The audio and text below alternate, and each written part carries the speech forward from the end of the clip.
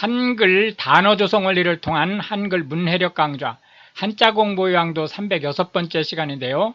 오늘 우리가 첫 번째로 살펴볼 한자는 물결이라는 의미의 파자가 되겠습니다.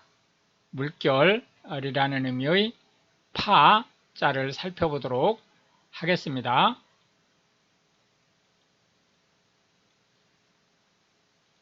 하나, 둘, 셋, 넷, 다섯, 여섯, 일곱, 여덟, 아홉 해서 총 9획에 해당하는 한자가 되겠습니다. 물결이라는 의미의 파자를 살펴보고 있습니다. 근데 우리가 지난 기초과정에서 물결파를 하나를 더 살펴봤었죠. 어떤 형태냐면 이런 글자로 물결파를 살펴봤는데요. 이 파와 이 파가 같은 물결이지만 의미가 전혀 다릅니다. 이거는 웨이브, 즉 파도가 몰려오는 것 같은 물줄기를 얘기하는 거고요. 이 파는 갈래라는 뜻입니다. 그래서 예를 들어서 물줄기가 이런 식으로 흘러서 예를 들어서 이게 북한강이 이게 남한강이라고 칠 때 양평에서 두 물이 만나서 한강을 이루는 이런 물줄기, 갈래를 나타내는 말입니다.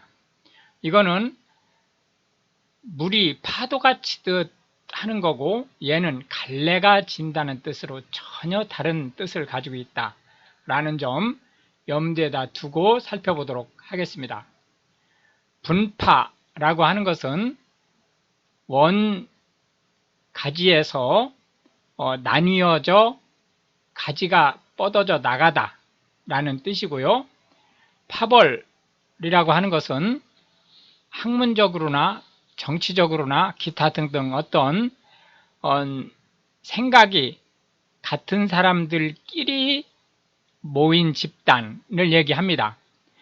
지파라고 하는 것은 유대교에서 민족 안에 소분파를 얘기하는데요. 유대 민족의 이제 최고 큰 조상이 에이브라함이고 그 아들이 아이작이고 그 손자가 제이콥이 되겠는데 이 제이콥의 별명이 이스라엘이죠. 그러니까 즉 이스라엘 민족하고 같은 이름입니다. 요 제이콥의 아들이 13이 있죠. 13 중에서 둘은 실제는 손자를 아들 반열로 올린 사람이에요. 해서 13명 중에서 한 명은 땅을 분배하는 데서 제외되고 12명이 땅을 분배를 받죠. 해서 그 12이라고 하는 지파가 대단히 중요한 기능을 가지고 있는데 그러한 즉 제이콥의 아들 하나하나가 하나의 족장 체계로 뻗어져 나간 것을 지파라고 이름을 붙였죠. 파출소라고 하는 것은 본부에서 어떤 업무를 파견해서 현장에서 처리하게 하는 일종의 분사무소를 얘기하는데요.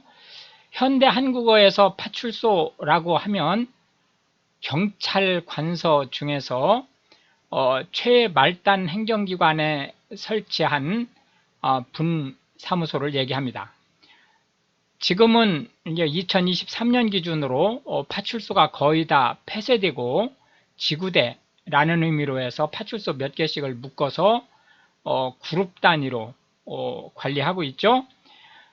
신파극이라고 하는 것은 일제 36년 동안에 그 발전된 일종의 그 문화 양식을 뜻하는데요. 아주 감상적이고 사람의 눈물을 자아내게 하는 형태의 일종의 그 낭만주의적 그 문화 조류를 얘기합니다. 파생되다 라고 하는 것은 본류에서 갈라져 나오다 라는 뜻이고요. 파견하다 라고 하는 것은 어떤 업무를 위해서 현장에 인력을 내보내다 라는 뜻입니다.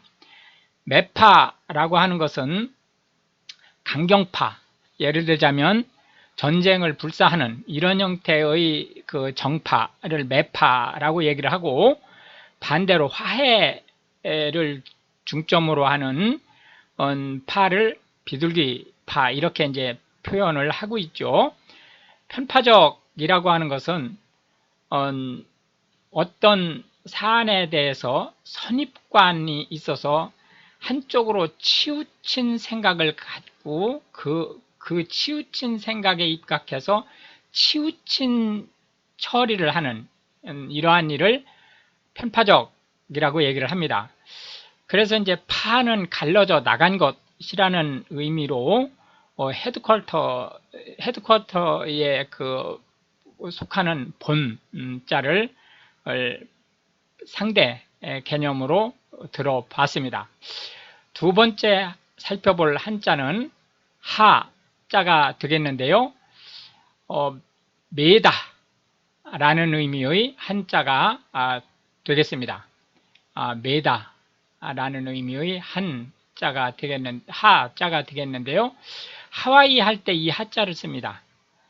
그래서 인하대학교가 하와이 그 한국의 교민들이 이승만 박사한테 이제 돈을 전달을 해서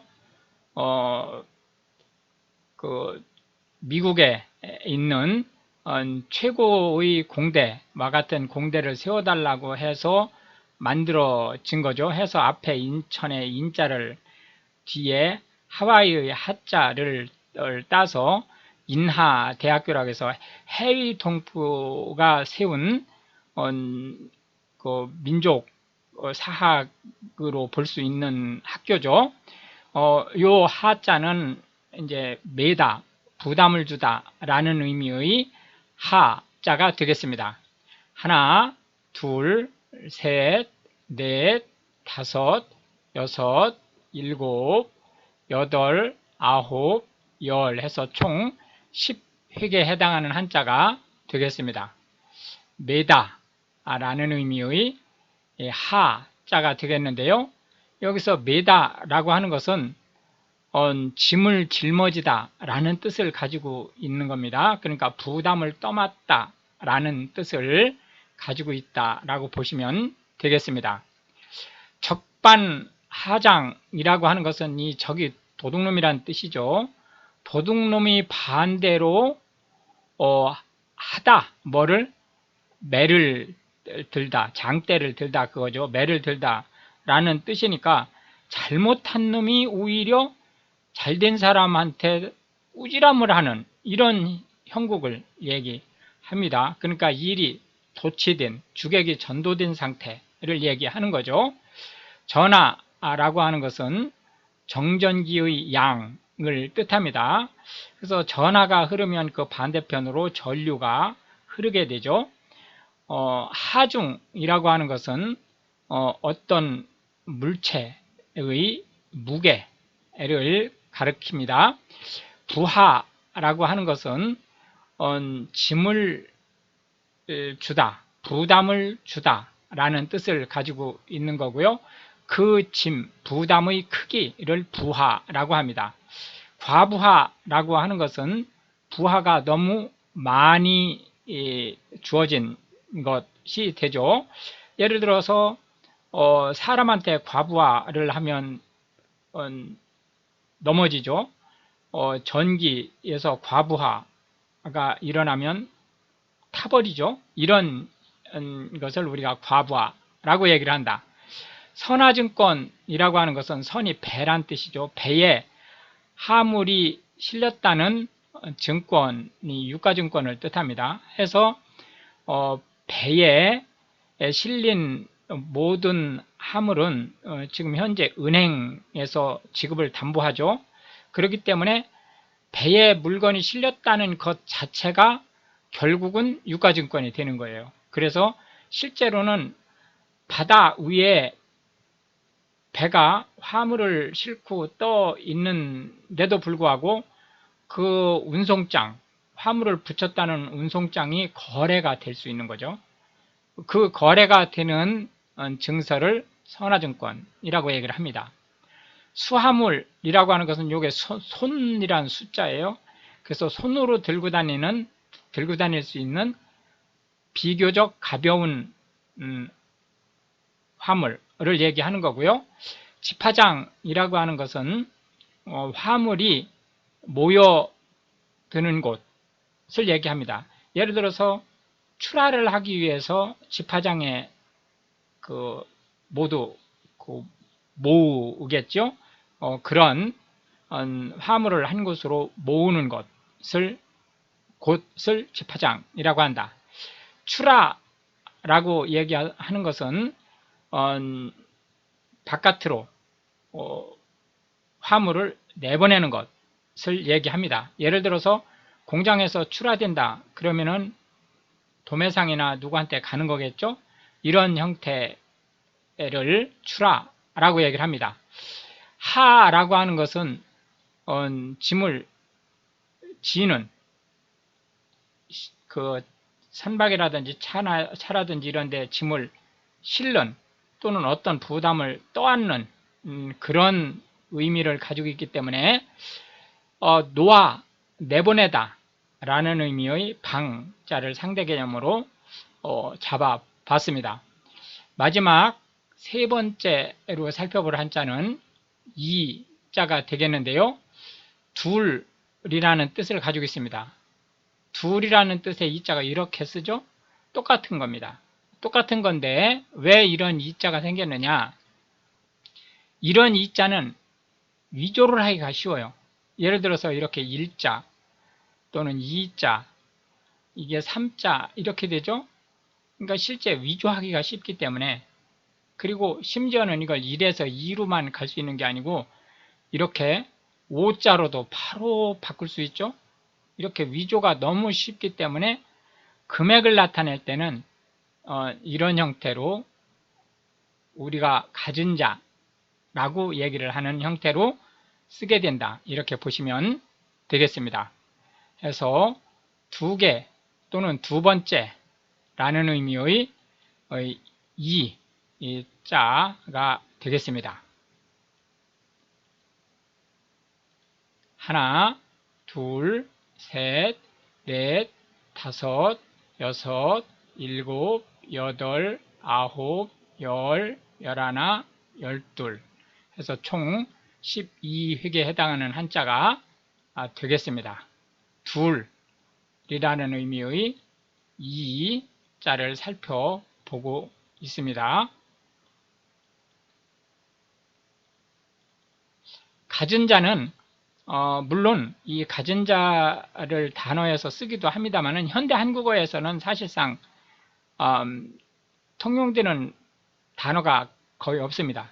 그렇기 때문에 이제 금액을 쓰는 관련해서만, 금액을 쓰는 거와 관련해서만 간단히 설명드리도록 하겠습니다. 일금, 얼마, 이게 금액이죠. 원, 이게 한국의 돈 단위죠. KR1이죠. 그리고 정, 요게 이제 정확하게 수령했다라는 의미를 가지고 있는데요. 요 금액에 해당하는 글자 중에서 이자는 이런 식으로 쓰고요. 일자는 이렇게, 삼자는 이렇게, 이걸 참자에서 배웠었죠. 참여하다 할 때 참자, 그리고 십자는 이렇게, 그리고 백자는 이렇게, 그리고 천자는 이렇게 씁니다. 가진 자로 쓸 때 1, 2, 3, 10, 100, 1000 이런 글자들이 위조가 쉬운 글자이기 때문에 가진 자를 따로 쓰고 있다. 금액에는 라는 점 염두에다 두고 넘어가셨으면 되겠습니다. 이렇게 해서 이제 오늘도 우리는 3개의 한자와 각 한자에 대해서 9개씩의 현대 한국어에서 자주 쓰이고 있는 단어와 상대 개념의 한자를 살펴보았는데요. 이것이 한글 문해력 향상에 도움이 되고 특히 외국인으로서 한국어를 배우시려고 하는 분들한테 한글 문해력 향상에 도움이 될 뿐만 아니고 한글 단어가 어떤 식으로 해서 조성이 되고 한자가 한글 단어에 어떻게 영향을 미치는지에 대한 폭넓은 이해를 할 수 있게 되기를 바라겠습니다. 시청해 주셔서 감사하고 우크라이나를 위해 기도해 주시면 감사하겠습니다.